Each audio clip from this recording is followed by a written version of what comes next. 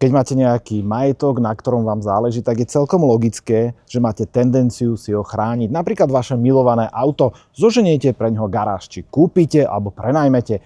Jednak kvôli poveternostným vplyvom, ale jednak aj kvôli vandalizmu alebo krádeži.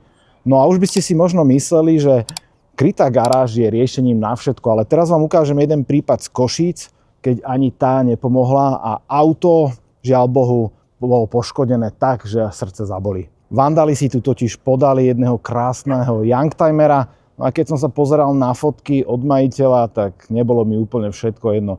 No a toto video točím práve kvôli tomu, aby sme boli všímavejší okolo seba, aby sme si všímali veci a upozorňovali na to, ak sa niečo podobné stane aj vo vašom okolí.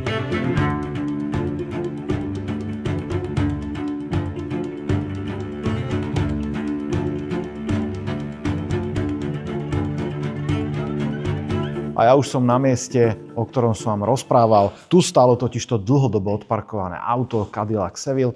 No a jedného dňa dostala majiteľka dosť strašidelnú správu o tom, že niečo sa s autom dialo.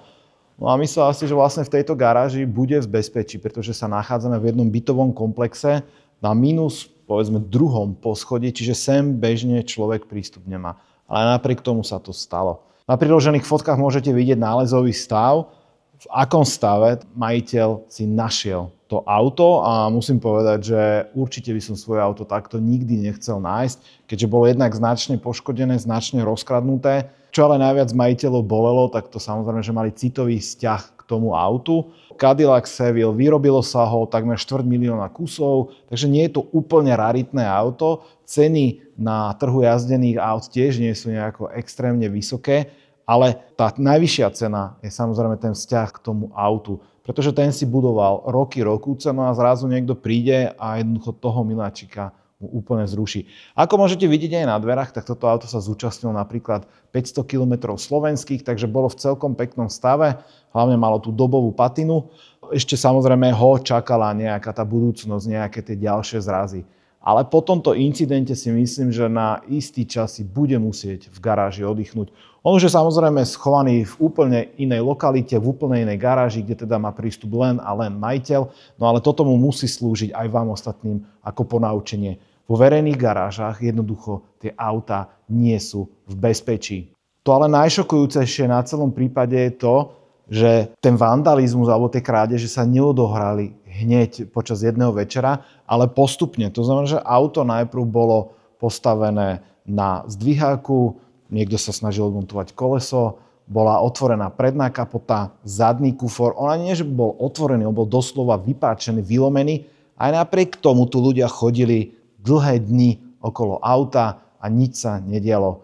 No a viete, ako sa majiteľ dozvedel o tom, že niečo s jeho autom je? Z Facebooku. Niekto tie fotky jednoducho zavesil na Facebook a majiteľ z hrôzou zistil, že to je predsa jeho auto, tak som rýchlo dobehol a začal veci riešiť. Samozrejme, okamžite sa volala aj polícia, ktorá zobrala nejaké stopy, zobrali sa stopy z kamerového záznamu. No a teraz dúfať, že sa nájde vinník, aby aspoň nejaká taká šanca na odškodnenie bola. Je tu jeden znak, ktorý keď zbadáte na vašom aute alebo na nejakom inom aute v rámci podzemného krytého parkoviska, tak by ste mali zbystriť pozornosť a v lepšom prípade aj upozorniť majiteľa dotyčného auta. Viete, čo to je? Na niektorých opustených autách, ktoré vyzerajú tak, že sa s nimi už dlhšie nehybe, si zlodeji dávajú nejaké predmety. Napríklad na strechu si dá pohár od nedopitej kávy, alebo na zadný kufor krabičku od cigariet, alebo podobné veci. A tí zlodeji sem pravidelne chodia a kontrolujú si, ak na danom aute tá vec nezmizne, ale je tam dlhé týždne, tak je jasné, že za A majiteľ často nenavštevuje toto auto a za B ľudia v okolí sú nevšímaví. No a to samozrejme využili aj v tomto prípade, no a výsledok už poznáte. Možno si teraz poviete, že nie je to len blbá náhoda, že si tam niekto nechal tú krabičku od cigariet alebo niečo podobné.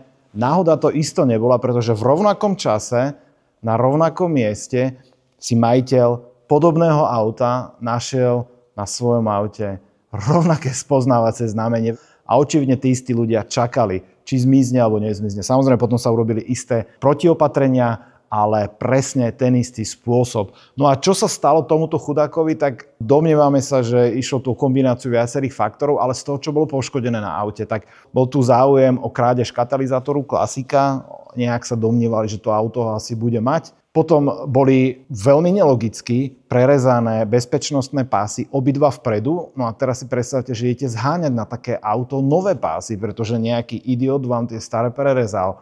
Takže naozaj radosť pre majiteľa. No a potom samozrejme auto bolo celé spustené na boku, zmizli nejaké pukličky, v motore vytrhaná kabeláž, zmizol znak skrytu motora, takže ak niekto predáva na bazoši znak z Cadillacu, tak asi viete, odkiaľ to je. Zmizla samozrejme baterka, ktorá bola vyslovene neodborne uchmatnutá odtiaľ a množstvo ďalších drobných poškodení. No ale záver je ten, že auto ostalo nepojazdné a zhodou okolností za 2 týždne má absolvovať STK, pretože jej končí termín. No v takomto stave určite na STK nepôjde a je to opäť ďalšia komplikácia pre majiteľov. A preto vás prosím, ak na budúce uvidíte takéto znaky alebo uvidíte, že niekto postupne rozoberá auto, ktoré je tu už dlhšie odstavené, zbystrite pozornosť. Za opýtanie alebo kontaktovanie majiteľa určite nič nedáte. Ak máte vy podobný príbeh za sebou alebo podobnú skúsenosť, určite mi dajte vedieť, no a môžeme sa v niektorom z ďalších videí na to pozrieť,